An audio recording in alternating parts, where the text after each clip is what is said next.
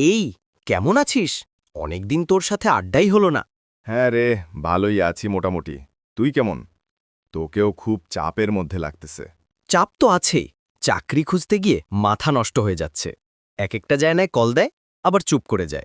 এইটাই স্বাভাবিক, সবারই সময় লাগে। তুই চেষ্টা চালিয়ে যা, একদিন ঠিকই ভালো একটা সুযোগ পাবি। হ্যাঁ, কিন্তু কখনো কখনো মনে হয় সবকিছু থেমে গেছে। মোটিভেশন থাকে না। আরে বোকা, তুই তো এত ট্যালেন্টেড। নিজের উপর একটু বিশ্বাস রাখ।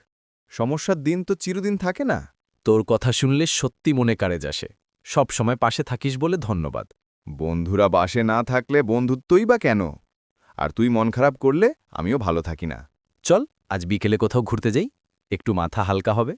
দারুণ আইডিয়া। চা খেতে খেতে একটু হাঁটাহাঁটি করব। মন ভালো হয়ে যাবে। ঠিক আছে, 5টার দিকে দেখা। ঠিক আছে ভাই, দেখা হবে।